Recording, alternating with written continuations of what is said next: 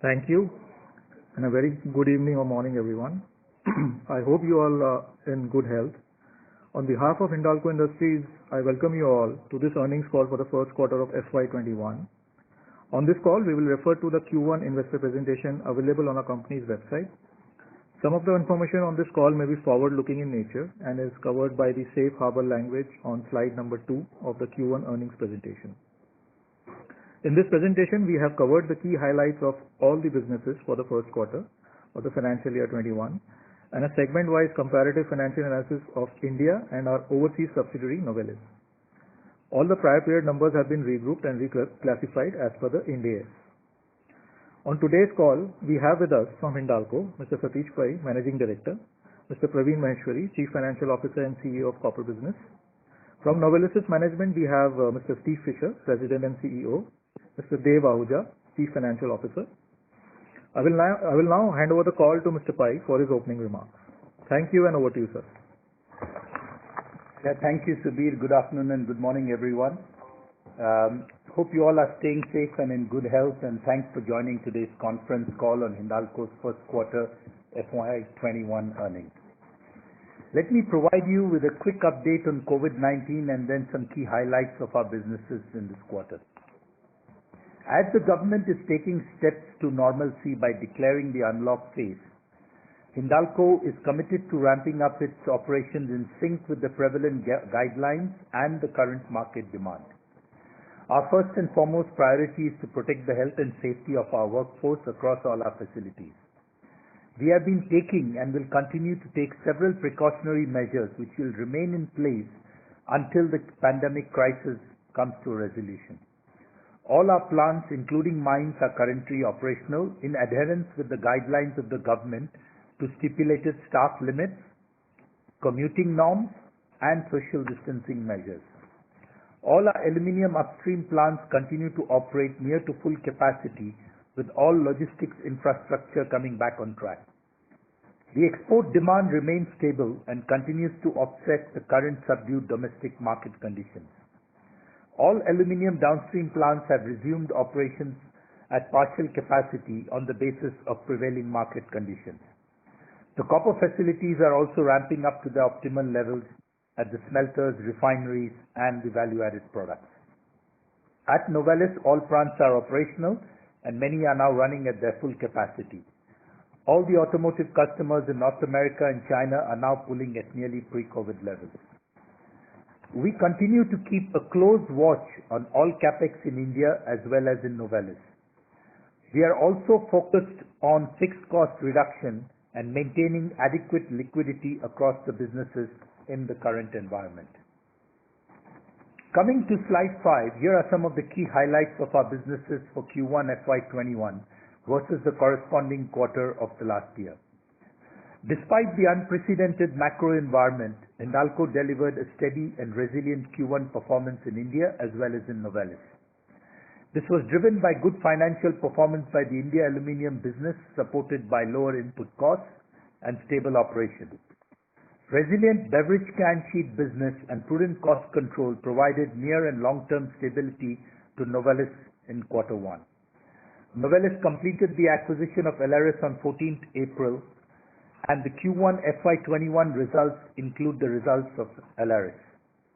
The integration process has commenced, and we continue to work with relevant parties for the divestment of Lewisport and Duffels plants of Aleris.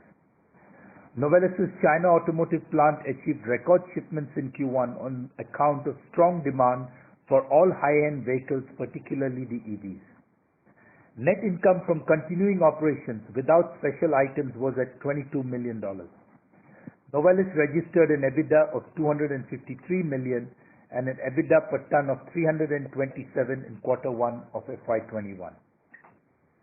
Moving on to Hindalco's India aluminium business performance in Q1 FY21, EBITDA for the business was maintained at 856 crores, same compared to the same quarter of the previous year, despite the unprecedented macro environment challenges. All aluminium smelters and major refineries have continued to operate despite the lockdown during the quarter. Aluminium metal production was at 291 KT with a utilization rate of 90% for smelters despite COVID-related challenges. Metal sales was at 303 KT in Q1 FY21, regardless of the subdued domestic market, because it was offset by higher exports. The cost of production was lower, supported by our thrust on fixed cost reduction, improved operational efficiencies, and lower input costs. The EBITDA margin was at a healthy 19.3%, up 380 basis points, which continues to be one of the best in the industry.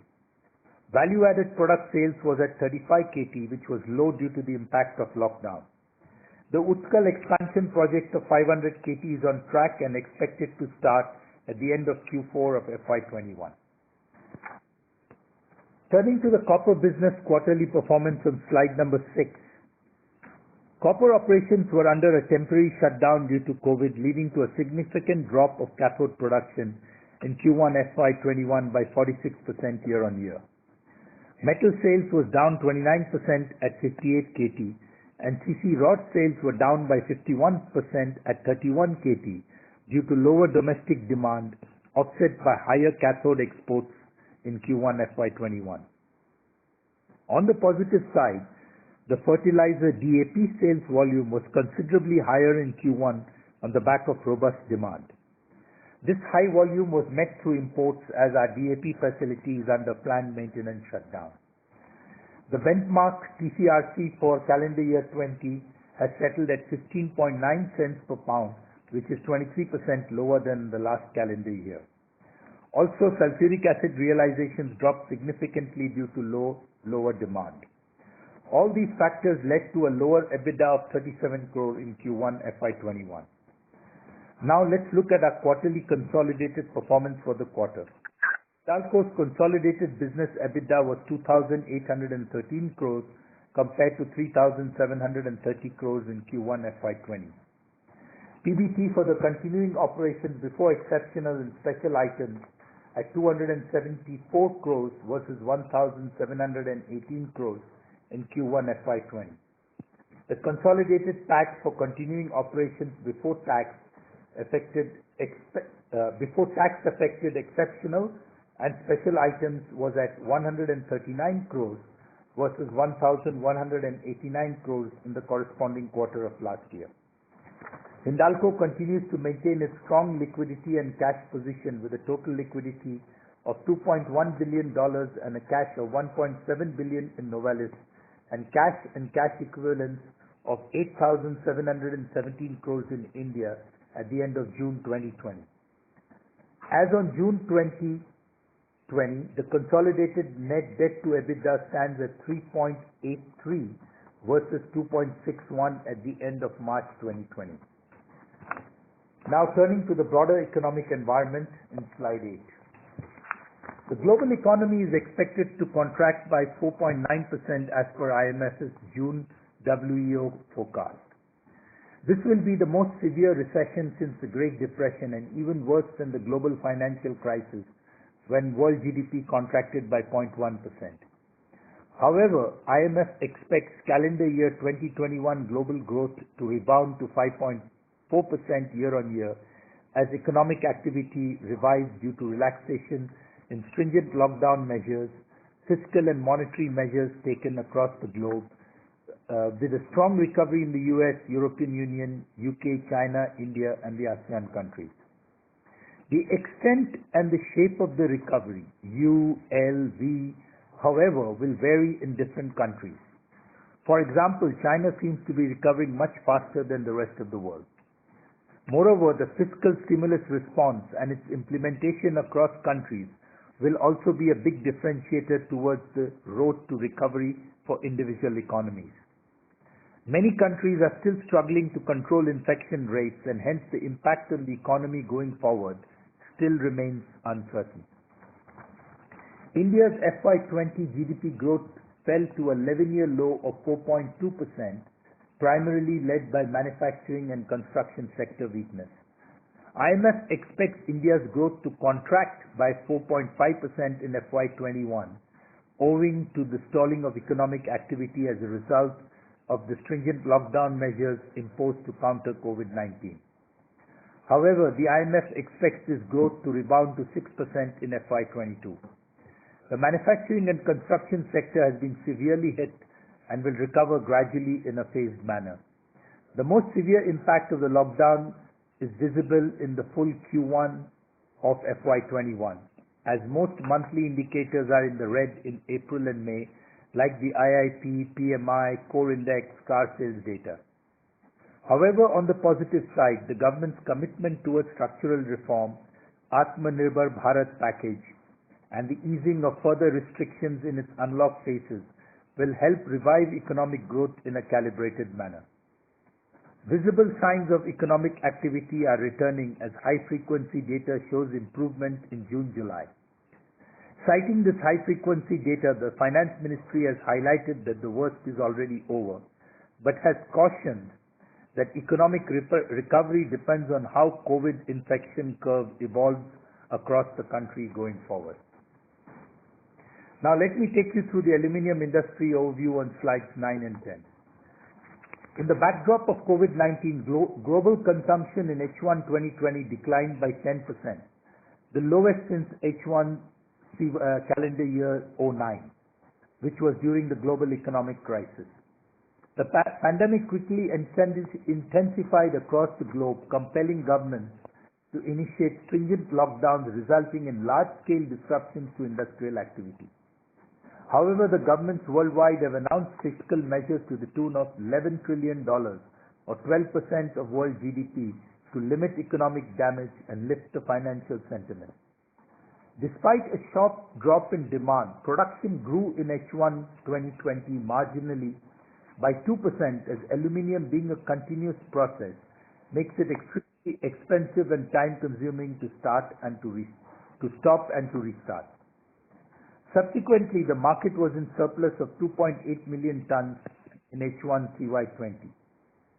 Coming to world ex-China, consumption dropped by 30% year-on-year in Q2 CY20, as lockdown restricted industrial activities severely, resulting in the demand contracting sharply by 20% year-on-year in H1 CY20.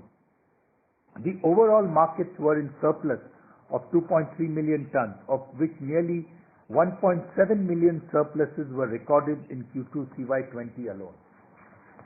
In China, the fall in consumption was sharper in Q1 CY20 with 11% degrowth, but in Q2 of CY20, in the backdrop of recovery in auto and building and construction sectors, the consumption grew by 5%. However, the overall H1 CY20 consumption degrew by 2% year-on-year. Thus, the Chinese markets were at a surplus of 1.8 million tons in Q1 CY20 and a deficit of 1.2 million tons in Q2 CY20, resulting in a relatively lower surplus of 0.5 million tons for H1 of CY20. In an environment of weakening global demand and surplus inventory, the aluminium prices witnessed a sequential decline of 12% in Q2 CY20 to $1,497 a ton versus $1,690 per ton in Q1 CY20. In addition to the improvement in industrial activities in China, other global economies are gradually recovering. The impact of this recovery is seen in the recent improvement of aluminium prices in July 2020 by 10% to $1,639 per ton from an average of $1,497 per ton in Q2 CY20. Coming to slide 10 on the domestic industry, Q1 FY21 has declined sharply due to the effect of lockdown across the auto, transport, building and construction and electrical sectors. However, the fall in demand was moderate in the packaging, especially pharmaceutical packaging, and industrial machinery, medical equipment such as ventilators. Since import data is not announced yet, the estimated imports, including scrap, degrew by 58% year-on-year to 246 KT in Q1 FY21, while domestic sales was expected to decline by 55% year-on-year to 186 KT in Q1 FY21. The government's recent announcement of a stimulus package of 21 lakh crores and its thrust on infrastructure, housing and electrical sectors has lifted the economic sentiments and helped in the recovery of consumption. It has been observed that sequentially there has been an improvement in domestic demand from June continuing into July and August. Looking at this trend, we expect Q2 FY21 domestic sales to be better than Q1 as the economic activities pick up. Moving to slide 11, the global FRP demand in the near term will remain soft in the cyclical end markets due to COVID pandemic. This demand is expected to decline around 9% in CY20 versus the previous year. It is expected to bounce back with a growth of about 8% in CY21 from the current year on demand recovery and the base effect. Industries like beverage and food packaging, pharma will lead this demand for flat roll products in the coming years. Continued resilience is seen in North America and Europe, with improving trends in South America in the beverage can sheet demand, which held up during the quarter and is currently growing stronger. Higher at-home consumption favors package mix shift towards increased demand for aluminum cans. The FRP demand for the automotive sector is showing month-on-month improvement in the consumption of automotive sheets by the OEMs in the last 2 months towards pre-pandemic levels. The demand for automotive body sheets in the US is currently quite strong, as major automotive OEMs have resumed operations in May and have started to rebuild their inventories. European demand is slightly behind the US. However, this demand is picking up slowly as the restarts of major automotive OEMs in this region has already begun. In China, demand for automotive sheets for EV and high-end vehicles continues to remain strong, driven by lightweighting trends in the transportation segment. In the aerospace segment, the current demand is expected to remain low into the next year due to the reduced production and consumer travel. As travel picks up, it should drive the demand for FRP in the aerospace segment. This demand is supported by the high order backlogs from all global aircraft manufacturers. The domestic demand for FRP contracted by around 46% in Q1 FY21. This steep fall was due to a sharp decline in consumption in the sectors of transportation, building and construction, and electrical sectors. Industries like pharma packaging, food packaging, consumer durables, etc. are likely to support the growth of FRP demand in India, as the pickup in demand is clearly visible in June into July and August. Turning to the copper industry in slide 21, in Q2 CY20, copper consumption contracted by 5% year-on-year. In China, the consumption saw an upturn of 6% year-on-year, while the consumption in the rest of the world contracted by 16% year-on-year. Though the recovery in China has begun, copper consumption in the world excluding China is still suffering due to the COVID-19 pandemic. Comparing Q2 CY20 sequentially with Q1 CY20, the consumption grew by 14%. All of this growth has come from China, that has increased by a massive 51% and bounced back to normal consumption levels of more than 3 million tons in Q2 of CY20. Copper consumption in the world excluding China has declined by 15% in Q1 FY21 year-on-year. In H1 CY20, the global refined copper consumption declined by 6%. Consumption in China declined by around 3%, whereas in the world ex-China it dropped by 9%. Going forward, the uncertainties related to COVID-19 and other macroeconomic environments across the globe may impact the copper consumption in the second half of CY20. On the copper concentrate side, COVID-related changes in work practices, supply chain disruptions along with reductions in capex will be a threat for future mine supplies across the globe. Spot TCRCs are expected to remain under stress throughout the year, making the prevailing conditions tough for custom smelters in both the short to medium term. In the domestic market, post a complete washout of April 20, the overall refined copper consumption declined by 53% to 91 KT in Q1 FY21 versus 195 KT in Q1 FY20. However, we have seen a pickup in the domestic demands in the month of June, July, and August. March shares of the imports has decreased to 44% in Q1 FY21 versus 46% in Q1 FY20. Praveen will take you through the performance highlights of each of the business segments during Q1 of FY21. Thank you, Satish. Let us review our operational performance on slide 15. As Satish mentioned in his opening remarks, Novelis completed its acquisition of Aleris and has already begun the work on integration of the two businesses. It is expected that a financial benefit of around $150 million per year would emerge from cost and strategic synergies. As a condition of the approvals given by the concerned regulatory authorities, Novelis is required to divest automotive assets at Lewisport in the US and Duffel in Europe, which is currently under process. As the acquisition was completed on 14th April 2020, the financial results of Novelis and consolidated financial results of Hindalco for the quarter ending June 30, 2020 include the results of the acquired business of Aleris. The financials of the two automotive plants are shown separately as discontinued operations, and the net assets related to those businesses are classified as held for sale.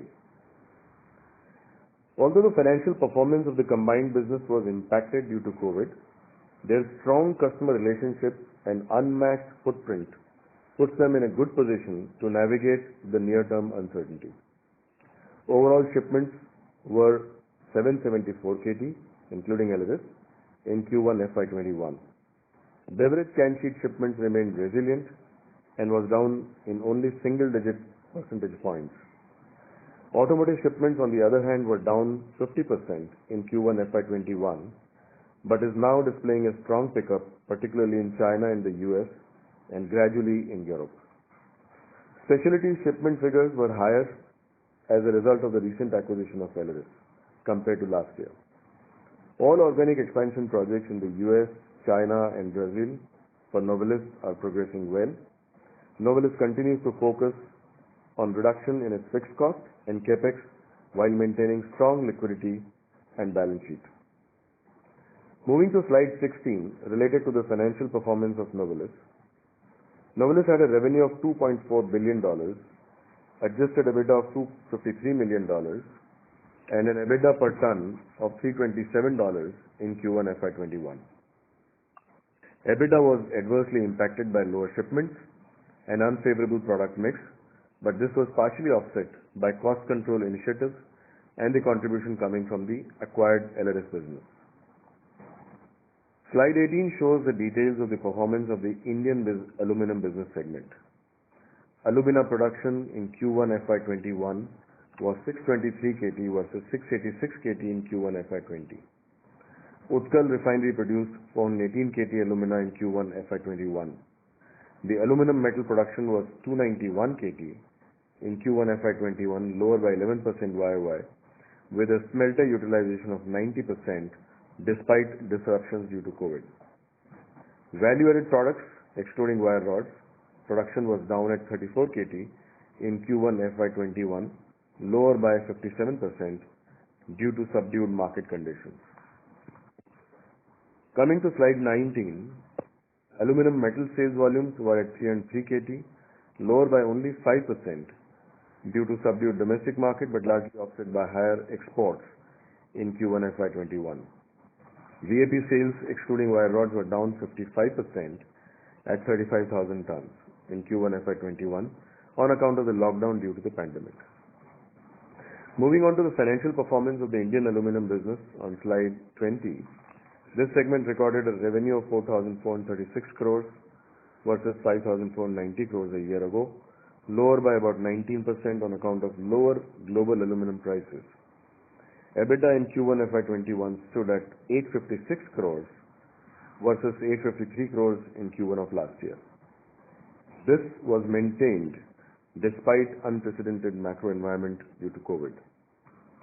The EBITDA margin in Q1 FY21 continues to be one of the best at a healthy 19.3% of revenue despite macro challenges.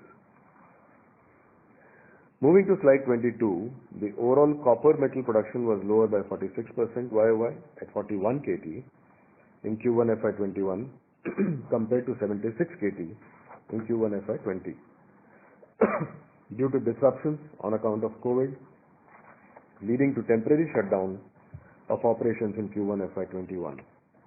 Quarterly production of CC rods was lower by 60% YOY at 26 KT in Q1 FY21 due to lower domestic demand.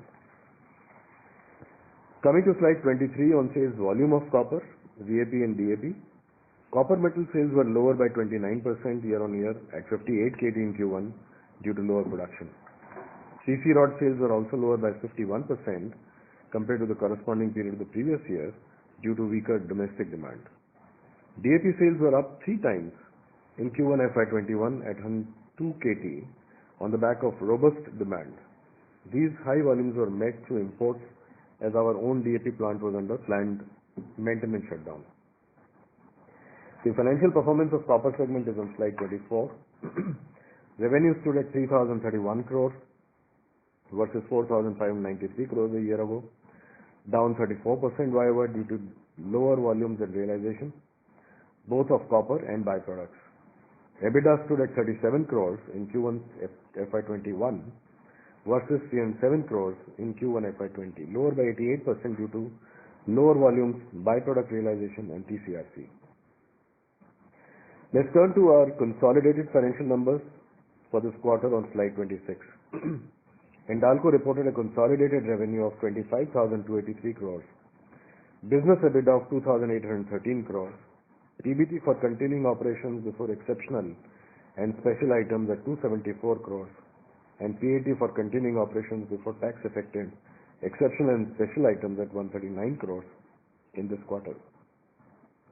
The detailed quarterly comparative financial numbers are attached as an annexure to this presentation on slide 30. Hindalco India business reported a revenue of 7,464 crores, business EBITDA of 894 crores, and profit after tax of 84 crores in Q1 FY21. These details are provided as an annexure to this presentation on slide 31. Let me now hand over the call back to Satish to give you a perspective on our key focus areas. Yeah, thanks, Praveen. So let me conclude with some key focus areas, which is accelerating our value-accretive long-term growth and lowering the impact of LME volatility. Our foremost and top priority today is protecting our employees as well as the community from this infection with required health and safety measures. Our early preparedness and appropriate actions have helped us to manage this tough and uncertain situation well. These precautionary measures, along with our strong focus on business continuity by maintaining stable operations, running all the plants at optimal utilization, and stable export markets, help to mitigate the current challenges. Secondly, our relentless focus on stringent cash control as well as cutting down capex and targeting fixed cost reduction is helping us to maintain positive cash flows for operations. The cost competitiveness of Hindalco smelters continue to position it in the first quartile of the global cost curve.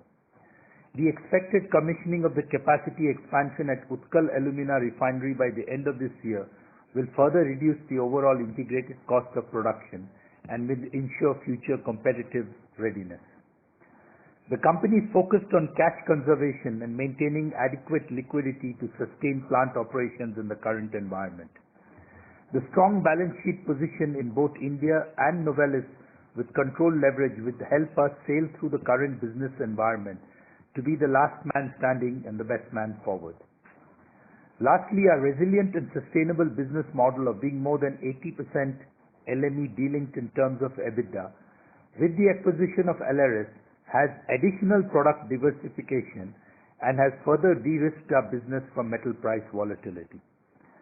In the long term, our strategic investments in Novelis and Indian downstream expansion will also add to the de-risking of the business and moving forward, creating a company with more predictable and sustainable cash flows.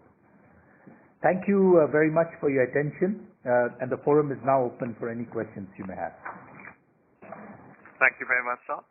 Ladies and gentlemen, we will now begin the question and answer session. Anyone who wishes to ask a question may press star and 1 on their touchtone telephone. If you wish to remove yourself from the question queue, you may press star and 2. Participants are requested to use handsets while asking a question.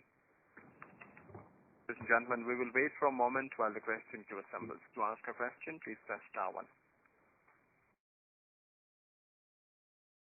We have a first question from the line of Amit Dixit from Edelweiss Financial Services. Please go ahead. Yeah, thanks for the opportunity. I have two questions. The first one is on consolidated financials in this presentation, slide number 30. We have unallocable income of expense of 454 crores. So is it possible to shed some light on that this is what is this, and because it is quite high compared to prior years? Yeah, I think I need to explain this part. Typically, for the Indian business, the income, it is actually the net income which comes here, which relates to largely our treasury income. Net of the unallocable expenses, with sometimes a little bit of corporate overheads and all that. So that is a little more than 200 crores. You can see it on the next slide of slide 31. 244 crore is related to the Indian business. That's a positive number. And in case of Novelis and LRS, so that's all the subsidiaries put together, the items which are not under in the EBITDA and the changes from the US GAAP to Ind AS, they are coming here as a part of the unallocable expense here. That is close to about 700 crores. And there are many special items which are actually, you would have noticed in Novelis results, because their EBITDA, as we display here, is the EBITDA under US GAAP as declared by Novelis, so that investors and analysts don't get confused. So we maintain that, and therefore when you translate that into EBITDA as per Ind AS and after accounting for those special items, that difference is adjusted here. So that's about 700 crores here, and this includes many items. So for example, there is a metal price lag, which is not a part of the Novelis EBITDA, comes here. Similarly, there are some acquisition-related costs. Those are also coming here. These kinds of things, which are a part of the unallocable expense, they are coming here as a part of the Novelis side. So the combination of these two, about 700 negative, and 244 crore positive, that is showing up here as the unallocable expense. But many of these items, you will notice, are more like one-timers, and we don't expect this to continue. And sometimes it could also be positive in Novelis side.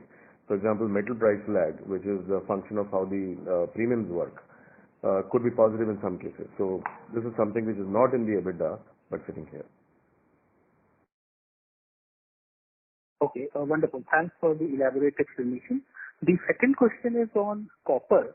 So, given that, the first quarter copper sales have been quite low, so what kind of guidance can you give for the whole year FY21? And were there any hedging gains or losses in copper in this quarter? Yeah. So as we explained in Q4 as well, Q4 actually saw some, derivative accounting. I would not say hedging gains. The hedging gains are a little different, which is the term we use for view-based hedges in aluminum business. These are not really gains or losses in real terms, but these are accounting noises that come between different quarters. And this happens because, we basically are offset hedge completely in copper. So we should not make any gains or losses because of the movement of commodity and currency. But the point here is that the inflow or outflow or gains or losses on account of derivative side sometimes doesn't match timing-wise with the physical side. And therefore, in some cases you see profits, in some cases you see losses coming from this. So, in case of Q4, if you recollect, we had said that more than 100 crores actually came in as accounting gains coming out of this derivative accounting. And part of that, about 70 odd crores, has actually come back as the loss here, which we had already kind of predicted at that point of time it's going to come back. So it has hit her. So underlying EBITDA, you could say, at half our operations was about 100 crores or so in copper. Going forward. So going forward, our operations are going to be obviously full. which was at about 50% operation now. I don't want to give you a specific number on EBITDA, but yes, our performance is going to be significantly better than Q1 going forward in copper business. No, I was not asking about EBITDA. I was asking about production. Yeah, production. What kind of guidance? Production, we are at about, our normal number is about 85 KT per quarter, which is what we try to achieve, except in quarters where we have shutdowns which are planned. So Q2, there is no shutdown planned. And in Q3 and Q4 as well, there are no shutdowns. Q3, there is one, we have two smelters. One is a smaller one, the other one is a bigger one. Q3, we have a 20-day shutdown plan for the smaller smelter, as we call it smelter 1. And Q4, we have part of Q4, 15 days of Q4 is planned for the bigger smelter, which will go into the Q1 of next year as well. Okay, fair enough. Thanks a lot for the explanation and all the best. Yeah. Thank you, sir. We have next question from the line of Indrajit Agarwal from CLSA. Please go ahead. Hi, sir. Thank you for the opportunity. Couple of questions. First, can you help us understand the aluminum COP, integrated aluminum COP, how it has moved quarter over quarter in this quarter, and what is the trajectory likely to be going forward? Because in our numbers, it looks like a very sharp downtick in that. Yeah, so as I said in my remarks, the input cost, basically coal has been a very strong tailwind for us. So our input cost compared to Q4 is down by 6%. Now, if you do your calculation, you will probably see it more than 6%, but that's also because we had certain one-timers that also benefited the aluminium business. So, but I am stripping them out and saying that the integrated cost of production that will sustain was down by 6% versus Q4. Now, I also think that we have really hit the bottom here because coal prices and all input costs have been at the bottom. So I think Q2 to Q1 will be flattish is my guidance now. So we have been going down between 3 and 5% every quarter since Q3 of last year. But I think now Q2 to Q1 will be flattish. Now, the calculation, maybe a calculation on my calculation, it's a double-digit decline. Is that correct, or there is something more to it in terms of how the value-added sales mix has changed, etc.? So I'll have to take this offline, but I'll tell you that the integrated cost of production compared to Q4 is down by 6%. Okay, thanks. That's helpful. And second is, if you can help with the gross and net debt number at the console level. So at the console level, the gross debt, I'm going to convert the Novelis debt to rupees, is 84,000 crores. And the net debt is 62,000 crores at the console level. Largely now because we have about $2.8 billion come in with the Aleris acquisition. Sure, thanks. That's all. That's very good. Debt levels have not changed. Yeah. Yeah, that's good. Thank you. Thank you, sir. We have next question from the line of Pinakin Parekh from JP Morgan. Please go ahead. Thank you very much, sir. Sir, just there has been a lot of noise and news about various import tariffs, and we keep on hearing on aluminum. At this point of time, sir, has there been any progress on increasing import tariffs on scrap imports or any other aluminum products as part of the government's local support to the local manufacturing? No, Pinakin, there has been no real movement on import tariffs. Let me give you a little what has actually happened. So what they have done is they have started CVD against wire rods from Malaysia. They have started ADD initiation, anti-dumping versus China and some ASEAN countries. And they have also, like steel, started an import monitoring cell. So all imports of aluminium in India now will be registered by the importer along with, end use. But on a pure import duty increase, nothing has happened yet. The other one that the government is working on is RODTP, the remission of duties when you export. So they are trying to replace the MEIS scheme by giving a rebate on electricity duty, transportation charges. So that the Commerce Ministry is working on. So a lot of things are actually happening. Okay. None of them have really come out yet. I think for us, the ones that have crystallized actually have been on the input cost side. So Coal India and the Coal Ministry has taken some very dramatic steps in the months of April, May and June that have really brought the cost of coal down. Understood. And so my second question is, the value-added production was obviously, VAP was down sharply given the shutdowns, and it should normalize. Yeah. Now, as VAP increases, should we see premiums for the company of the domestic sales increase and thereby aiding EBITDA to some extent? Because generally this is higher margin than pure ingot sales.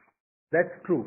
As and I wanted to, I said in my prepared remarks, June, July, and now August is coming back to nearly 80% levels of what we were at January, February. And you're right that when they come in, then the domestic net realization, meaning domestic premiums, etc., is better than exports, so it will be additive to the EBITDA. Understood. Thank you very much, sir. Thanks, Matthew. Thank you, sir. We have next question from the line of Hardik Shah from SBI Mutual Fund. Please go ahead. Hello. Yeah, hi. Yeah, hi. Just a couple of questions on the debt side. What would be the repayment obligations, standalone and consolidated? So look, on the India side, we have no repayment for the next 2 years. The first thing that comes due is the 6,000 crores bond in FY23. And on the international side? And on the Novelis side, Dave, can you take that question, please? Yes, sure. So Hardik, our next maturity comes for the term loan, which is now outstanding at about 1.7 billion. That's the secured term loan, and that comes due in 22. So that's the first maturity. And after that, it is really the term loan that we have taken for the Aleris acquisition, which will come up in 25, the 775 million. And after that is the 2026 bonds, 2026 bonds, the 1.5 billion, and then it's really 2030. These are really now within that. Sorry, excuse me. I should have said that we have the 1.1 billion bridge, which we will be refinancing in not too long a time, or we will be taking care of that so that the short-term nature of that sort of goes away. So this is really the maturity profile of the debt. Okay. Secondly, sir, if my memory serves me right, rating agencies had put a net debt to EBITDA cap of, I think, 3.5x post acquisition, and currently we are at around 3.7, 3.8x. So when do you expect this to come down to below 3.5x? No, so you're talking about the Indian rating agencies, right, for Hindalco? No, yes, correct. Yeah. At the time of the acquisition, they had, I guess, kept this threshold. No, so there is no threshold of any specific nature. But yes, they do expect the debt to come down and or EBITDA to go up, and that's what we will strive for. But today there is no such threat on us for any downgrade. And then let me just remind you what we had committed when we did the Aleris acquisition is that on closing, the net debt to EBITDA will get to 3.8 to 4. Actually, it has reached 3.8. And we said that within 2 years, we will bring it down to the low 3s, and we stand by that. Sure. So the final question, consolidated employee costs have gone up by 15%. Is it due to the Aleris impact? Yes. Okay, thank you.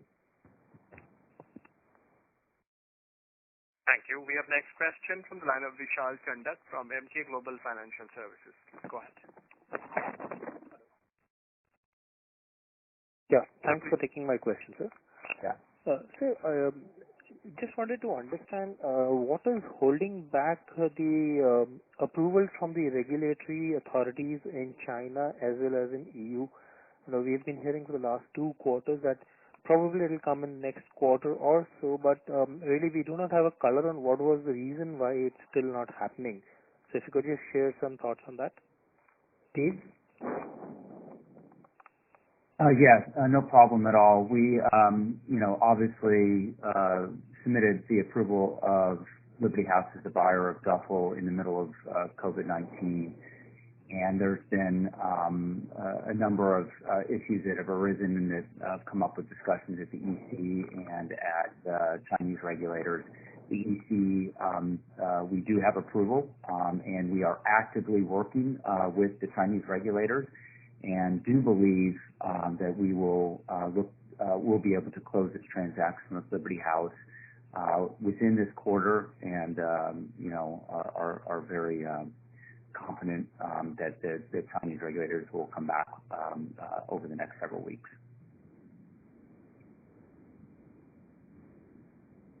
Regulatory approval will come in this quarter itself, and by when can we expect the European approvals? European's already approved, so we're just waiting on the Chinese. Okay. So they have already approved the Liberty House. And what would be the timeline for any extension from the Department of Justice for the divestiture of the Lewisport plant as well, sir? Yeah, so on the Lewisport plant, we obviously started that sale process after closing the larger transaction with Alaris right in the middle of COVID-19. This is, requires carve-out financial statements to stand up management teams. We are in the middle of that process, have good interest in the facility, and we continue to work with the Department of Justice to ensure that we are aligned to ensure that we find a suitable buyer for that facility, but we can't give any more specifics around timelines than that. Yeah, lastly, just if I may squeeze in a small bookkeeping question in terms of what was the top line of Alaris included in the Novelis number in this quarter? I understand you did share the EBITDA as well as the tonnages pertaining to Alaris as part of a one-time, understanding of the situation.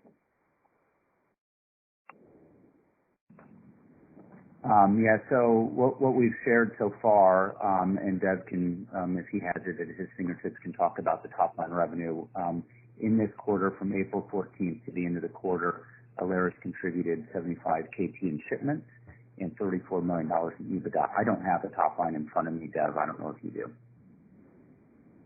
Sure. Thank you. Yeah. So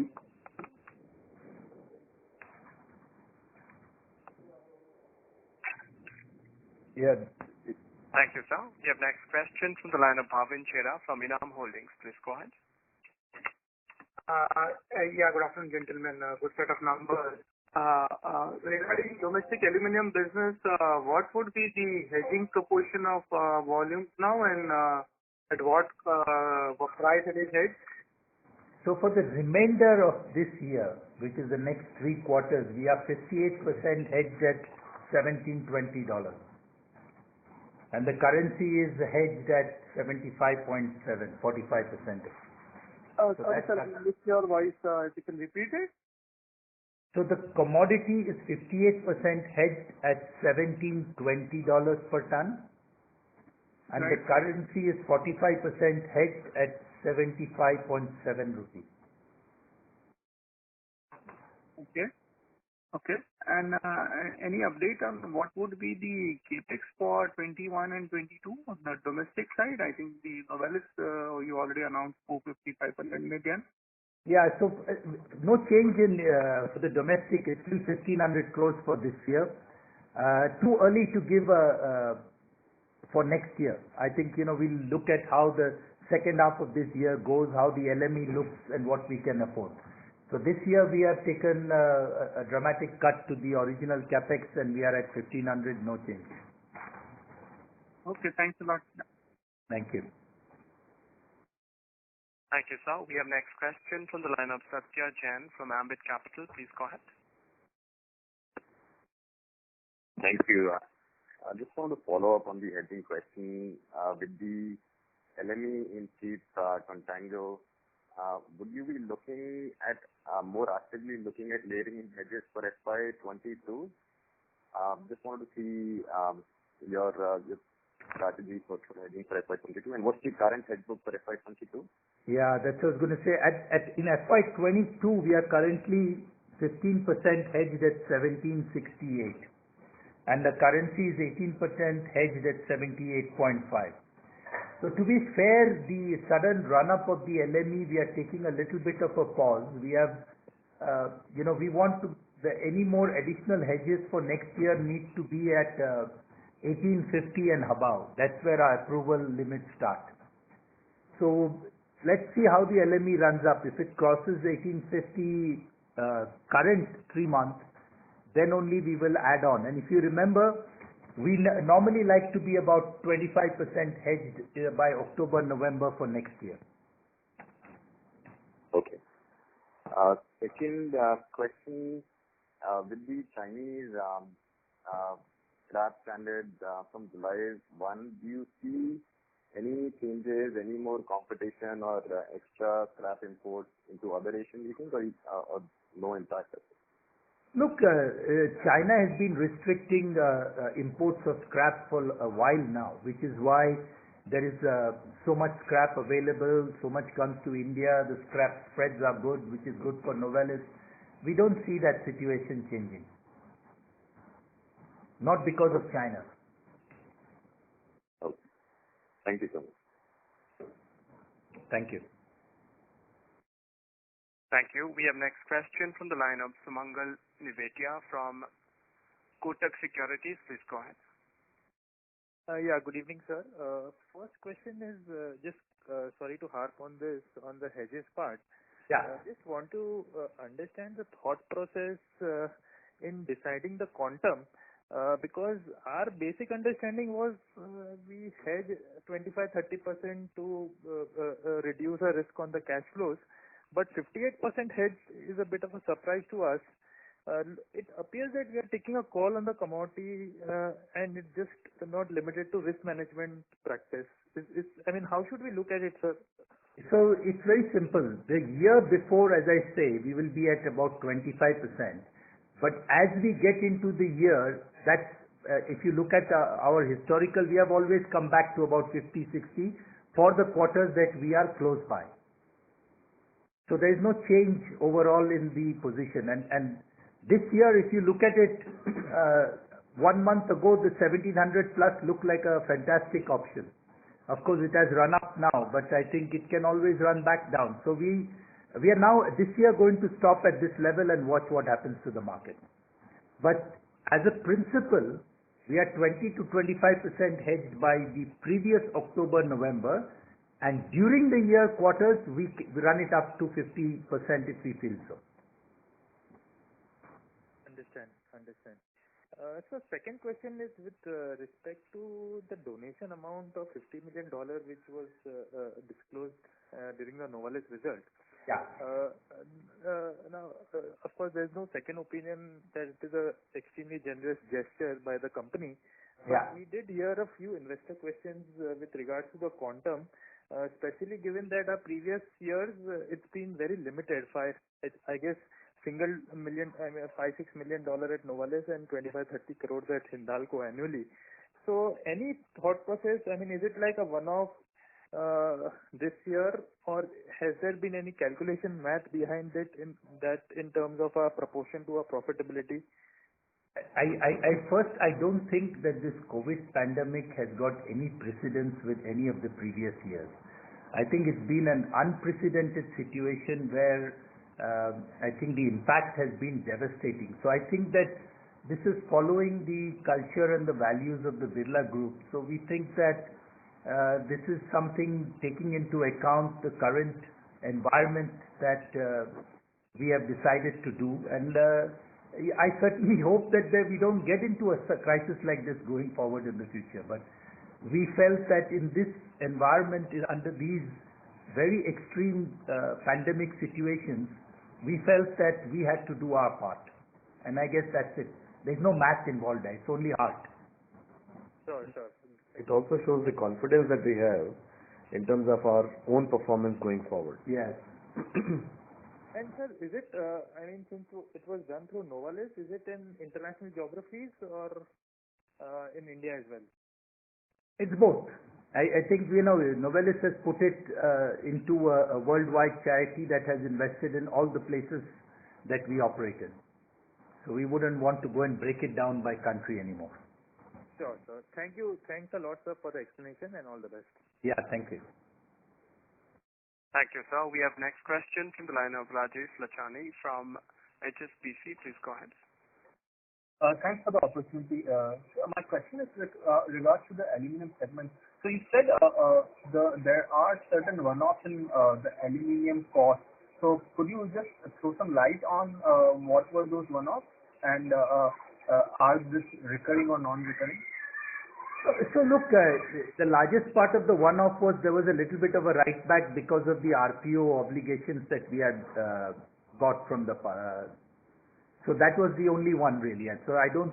There are more RPO obligations that we have on the books that may come back over the next 3 quarters. Because you see, the whole RPO rule has changed. I think some of our competitors have taken everything at one go, but we go state by state as the states notify. So that is why when I do the cost of production, I'm stripping that off, Rajesh. Understood, sir. And sir, just to follow up on the Duffel divestment, we still don't know what is the exact reason why this divestment is still not getting the approval of the Chinese regulatory authority. So can you just tell us, is it some formal delays or there is certain sticky point where the divestiture has been stuck? Yeah, let's Steve handle Steve. Yeah. No, there's nothing more specific than this is just taking time in COVID as they assess the suitability of Liberty House over time. Again, we feel as though the Chinese regulators are nearing the end of their review, and do believe that we will get to closure of this transaction within this quarter. So there is no risk to this divestiture at all with regards to regulatory approvals? No. I stand confident, but it's not approved yet, and until something's approved, I would never say there's no risk to that.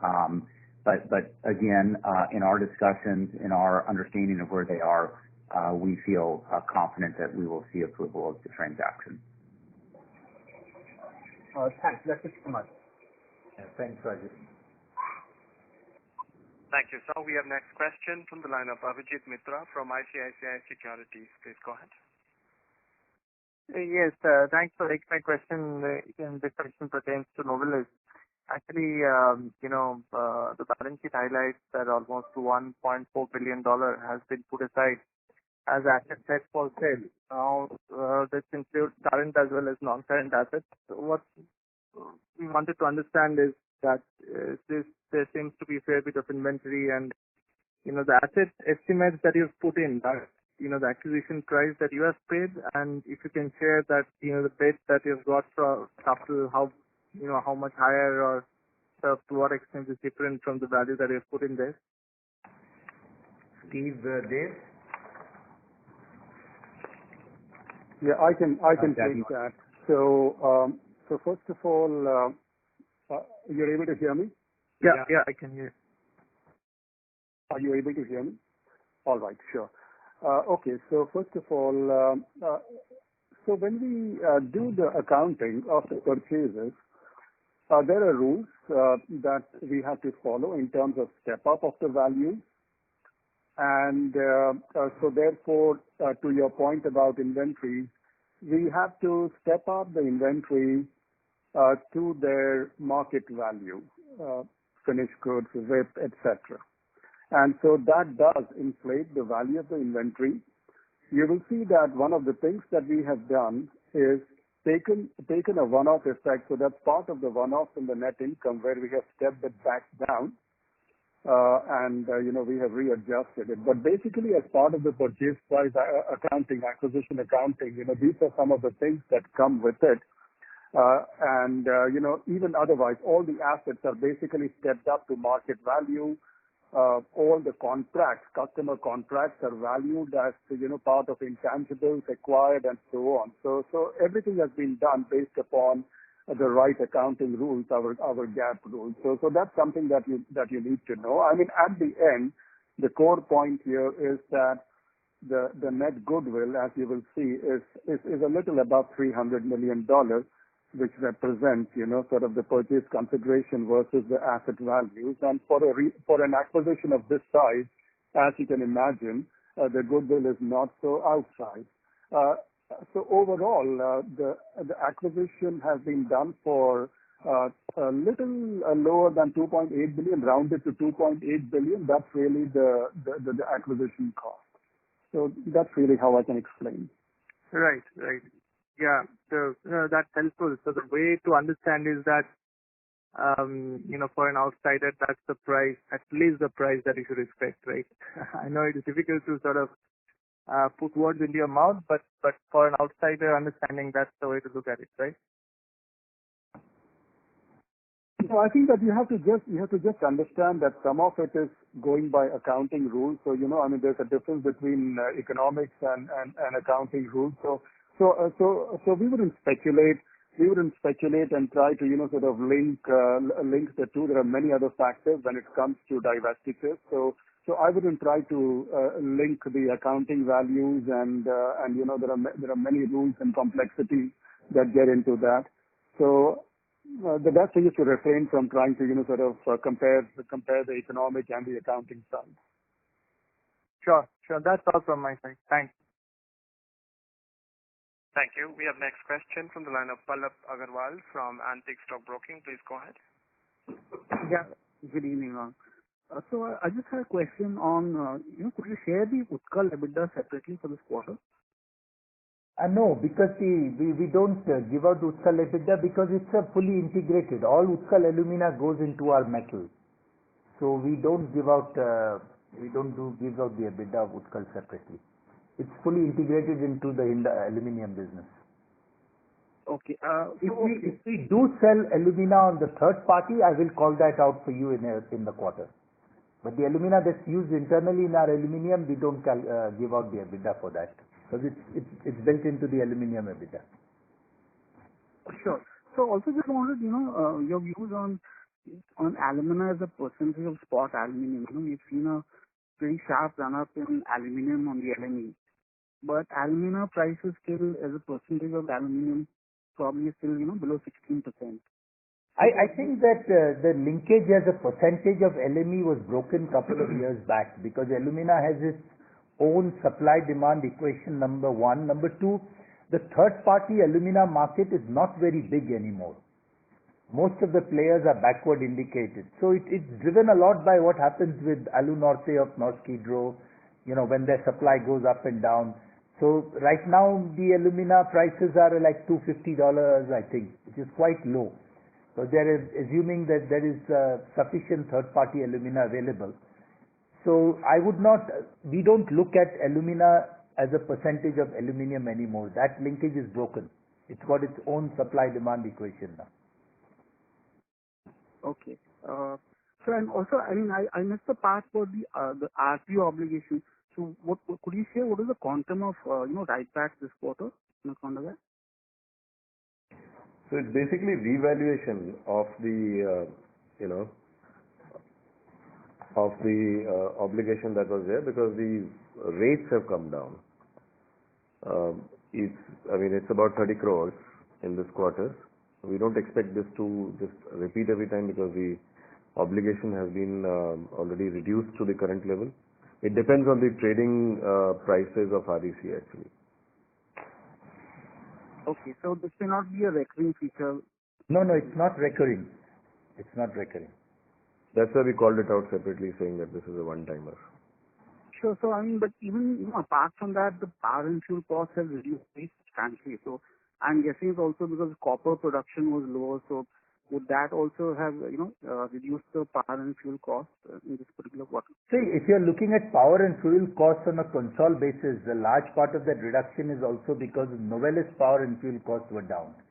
Because the automotive plants were shut down in April and half of May. So overall, there has been quite a big reduction in power and fuel costs in Novelis during Q1. Okay, so but that would be variable. So with production coming back, it will come back. Yes. Okay. So finally, so could you give us some idea of what fixed cost savings can sustain? What can we look at something as a reduction going ahead for the rest of I think that Steve, you have already yesterday given the Novelis target, right? Or Dave, if I remember right. Can you just repeat that? What Novelis is targeting? Yes. So let me give you a view on that. So first of all, we have said that in this year we are prepared to save over $250 million. And why I'm saying we are prepared is that depending upon how the market comes back, because if the market comes back, the focus will be on really selling more, producing more and selling more. And, that will be a better thing to do than just focus on pure cost savings. But we'll be ready to push cost savings targets of 250, and we made a very good start. I said in our Novelis call that in 1/4 of the year, in 1 quarter, we have already achieved 1/3 of the savings. Now, I think your question was on sustainability and how things will look going forward. So really, I think that the part that we will be able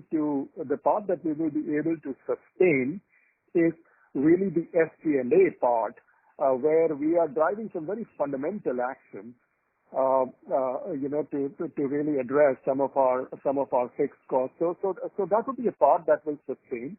So I would say that out of the 250 million, a lot of the costs are relating to power and employee costs, which will come back because as operations resume, some of these costs will just come back.